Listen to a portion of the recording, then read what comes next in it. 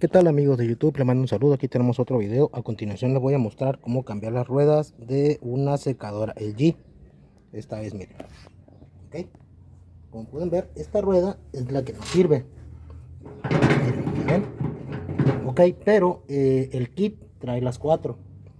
En este caso pues vamos a reemplazar las cuatro, ¿verdad? Aquí la podemos ver, ¿verdad? También tiene un poco de juego. Vamos a ocupar para este procedimiento una llave reciente y nuestro rush con un dado 916. Ok, lo que vamos a hacer es meter el dado aquí 916 y de este lado aquí vamos a poner la llave, la creciente es contra, para poder sacar el vástago.